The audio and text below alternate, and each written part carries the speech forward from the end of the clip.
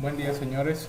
Continuando con las clases como tal, nos referimos acá a la unidad número 2, denominada dinámica de la partícula, donde bueno, vamos a introducir el concepto de dinámica, que no es más que la parte de la mecánica que estudia el movimiento de los cuerpos tomando en cuenta las causas que los producen. A diferencia del primer tema, que fue la cinemática, en la cinemática recordamos nosotros que estudiamos el movimiento de las partículas o del cuerpo, pero sin tomar en cuenta las causas que producían dicho movimiento. Ahora en este caso, en la dinámica, sí vamos a tomar en cuenta las causas que producen dicho movimiento, ¿no?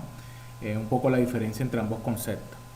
Tenemos que también la dinámica establece la relación existente entre las fuerzas que actúan sobre un sistema material y el movimiento producido. Bien. Luego tenemos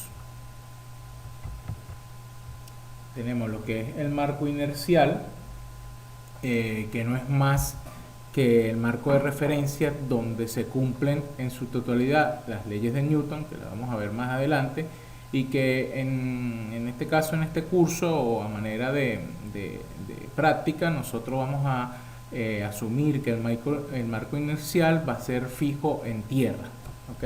Es decir, en nuestro marco de referencia, la tierra va a ser nuestro marco inercial. Bien, vamos con el concepto de fuerza, que es un concepto muy importante. Y bueno, la fuerza se puede definir, como dice en la diapositiva, como la acción que ejerce un cuerpo sobre otro, ¿no? O una partícula sobre otra. Una fuerza se puede caracterizar por un punto de aplicación, una magnitud, una dirección y un sentido. Es decir, que una fuerza se puede manejar como un vector o como una cantidad vectorial, ya que posee las características de un vector.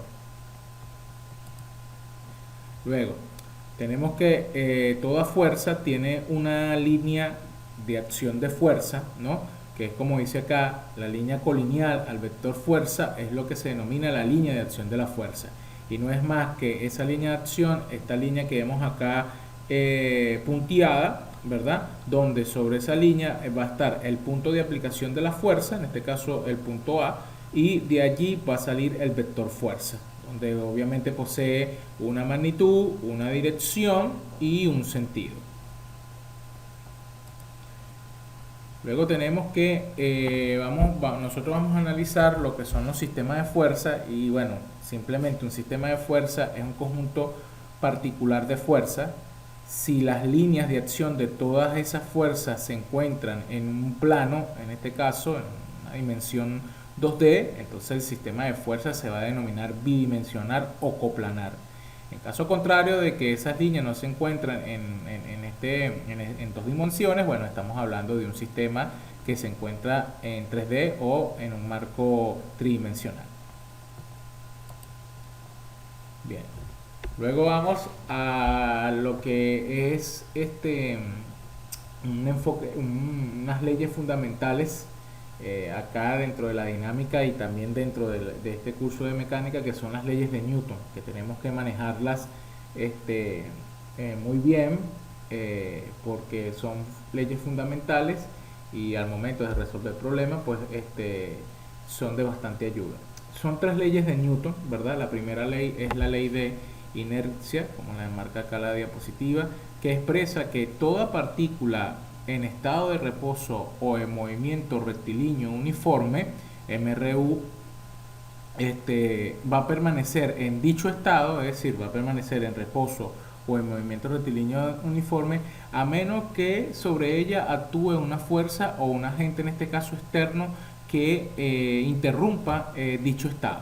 Bien, entonces la primera ley, que es la ley de inercia, de manera parafraseada, es que una partícula o un cuerpo puede estar en estado de reposo o puede estar en estado de movimiento rectilíneo uniforme hasta que un agente externo, en este caso una fuerza, interrumpa dicho estado. Luego, la segunda ley de Newton, que es la ley fundamental de la mecánica, una de las leyes fundamentales de la mecánica, dice que la fuerza que actúa sobre una partícula es igual al cambio en el tiempo de su cantidad lineal de movimiento. Y tenemos esta fórmula acá, donde F es igual a la derivada de P con respecto al tiempo, donde P significa cantidad lineal de movimiento y y T en este caso sería el tiempo. Entonces esto se interpreta como la variación de la cantidad lineal de movimiento, es decir, esta derivada nos indica la variación de la cantidad lineal de movimiento con respecto al tiempo, a la variación del tiempo. Y eso va a estar analizado desde el marco de referencia 1, que ya dijimos que va a ser el marco de referencia fijo a tierra. También la fuerza, cuando trabajamos un poquito esta definición, se llega a una expresión un poco más, vamos a decirlo, clásica o un poco más vista en las literaturas, de que la fuerza es directamente proporcional a la masa del cuerpo de la partícula por la aceleración de dicha partícula o cuerpo. Bien, entonces vamos a la tercera ley, que es la ley del principio de acción y reacción. Dice que cuando yo tengo dos partículas que interactúan independientemente de otro agente externo, las fuerzas de acción y reacción entre ellas son iguales, colineales y opuestas. Bien, es decir, si yo tengo en este caso dos partículas, ¿okay?, una separada de la otra a cierta distancia, yo voy a tener que una partícula genera una fuerza sobre la otra y esta genera una fuerza contraria con la misma dirección, en este caso la misma magnitud, pero en sentido contrario. ¿Ok? Entonces ese es el principio de acción y reacción. De todas maneras, nosotros cuando veamos los ejercicios resueltos, vamos a ver cómo interactúan cada una de estas leyes. Se tiene que, bueno, este es un enunciado muy importante que dice que para resolver problemas de dinámica usaremos generalmente siempre la segunda ley de Newton, que es la ley fundamental de la mecánica, que dijimos que era la fuerza es igual a la variación de la cantidad de movimiento lineal con respecto al tiempo, o que también se maneja como que la fuerza es directamente proporcional o es igual a la masa por la aceleración del cuerpo. Entonces, este va a ser la herramienta principal para resolver problemas de dinámica, y se tiene que también el sistema de fuerza debe ser representado en alguna coordenada o en algún sistema de coordenadas según sea el caso. Si por ejemplo nosotros nos manejamos en las coordenadas cartesianas, ¿ok? Entonces la fuerza la vamos a tener en los tres ejes, ¿verdad? Vamos a tener una fuerza en el eje X, una fuerza en el eje Y, una fuerza en el eje Z. Por lo tanto, estas tres van a ser las componentes de una fuerza resultante, ¿no? Entonces, para la fuerza en X, nosotros la definimos como la masa del cuerpo por la aceleración de la partícula P con respecto al marco de referencia a tierra, que sería el 1, en la dirección X. Esto es lo que significa eso, ¿ok? Sería la aceleración de la partícula 3 con respecto al marco de tierra 1 o al marco de referencia 1 en dirección X, que se puede simplificar escribiéndolo de esta forma.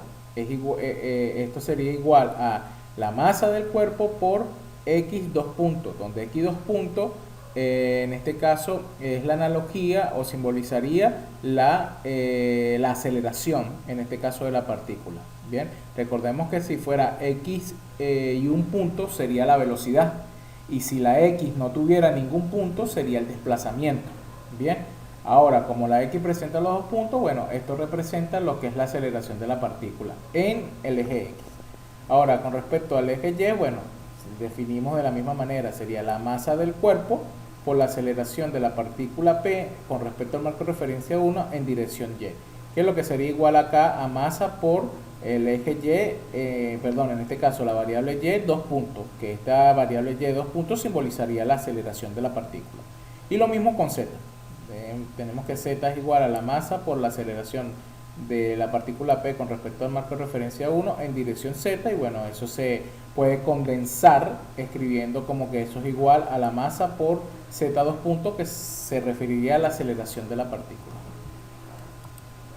Ahora, si nos vamos a analizar la fuerza en el sistema de coordenadas polar, ¿verdad? O si nos toca trabajar el sistema de fuerza en coordenadas polares, ahí tenemos, bueno, una fuerza radial, que sería la Fr que tenemos acá, que se define como la masa por la aceleración de la partícula P con respecto a tierra en el eje radial, y esa se puede condensar esa fórmula con esta expresión que tenemos acá, que sería eso es igual a la masa del cuerpo que multiplica a en este caso el radio con dos puntos, que sería la aceleración, menos el radio por tita punto al cuadrado, donde tita punto sería la aceleración angular.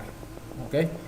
Luego tenemos aquí la fuerza en componente tita, que sería componente tangencial, ¿verdad? Se llamaría componente tangencial, y eso va a ser igual a la masa por la aceleración de la partícula P con respecto a tierra en ese mismo eje tita o eje transversal. De manera condensada, eso va a ser igual, o se puede escribir como que la masa, eso es igual a la masa del cuerpo que multiplica a todo lo que tenemos aquí en este paréntesis, que sería 2 por r punto por tita punto, que sería una velocidad angular acá, el tita punto, más r, el radio, por tita 2 puntos. Bien, entonces estas dos componentes, la componente de la fuerza radial y la componente de la fuerza tangencial, nos daría una fuerza resultante en el sistema de coordenadas polares. Bien. Luego tenemos las coordenadas intrínsecas. Estos mismos tres sistemas de coordenadas fue también los que manejamos en la unidad número 1 en el tema de cinemática, ¿no? Lo que pasa es que ahora está adecuado a la parte del análisis de fuerza. Entonces acá tenemos que la fuerza la analizamos con una componente tangencial y una componente normal, donde la componente tangencial va a ser igual a la masa del cuerpo por la aceleración de la partícula P con respecto al marco de referencia 1 en el eje tangencial, que es lo mismo que o se condensaría como la masa por ese dos puntos, ¿verdad? Donde ese dos puntos sería análogo a la aceleración de la partícula. Bien. Y esta S tenía que ver con una longitud de arco, o sea, sin los puntos tenía que ver con una longitud de arco, si recordamos de la unidad número 1. Ahora, la componente de la fuerza normal sería igual a la masa del cuerpo por la aceleración de la partícula P con respecto al marco de referencia 1, pero en el marco normal o en el eje normal. Y esto de manera condensada o escribiéndolo de manera más compacta sería la masa por ese punto al cuadrado sobre ρ, que es como el radio de curvatura, si recordamos de el tema número 1, la unidad número 1. Bien.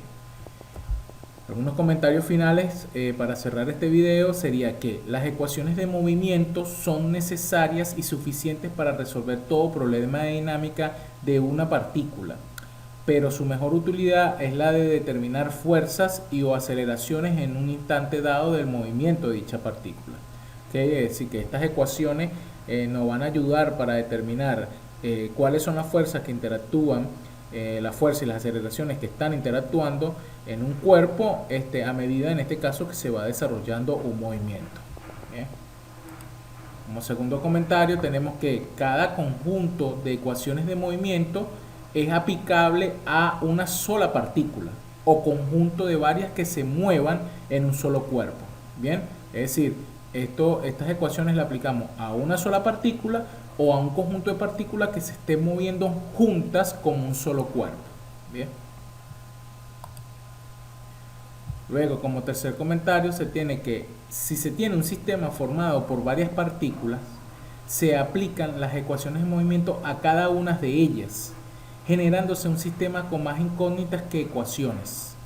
El sistema se completa con las relaciones cinemáticas entre dichas partículas para que el sistema pueda quedar, en este caso, compatible, ¿no? Es decir, esto complementa un poco el comentario número 2. ¿Por qué? Porque en el comentario número 2 decía que las ecuaciones, estas ecuaciones dinámicas las podemos aplicar a una sola partícula, ¿verdad? O a un conjunto de partículas que se muevan todos como una sola. Pero si nosotros tenemos en un sistema, ¿verdad? En un espacio tenemos partículas, varias partículas, o vamos a decirlo así, una disposición de varias partículas, a cada una de esas partículas nosotros tenemos que aplicarle las ecuaciones. Por lo tanto, nosotros vamos a tener un sistema que vamos a tener muchas más incógnitas que ecuaciones, o nos va a quedar un sistema donde vamos a tener muchas más incógnitas por resolver que ecuaciones. Entonces, para que el sistema quede completamente cerrado, nosotros tenemos que plantear lo que son las relaciones cinemáticas entre dichas partículas, es decir, cómo se relacionan cada una de esas partículas cinemáticamente para poder resolver el sistema de ecuaciones y obviamente obtener todas las incógnitas que queremos. ¿Bien? Entonces, bueno, en el próximo video vamos a comenzar esta parte de energía cinética.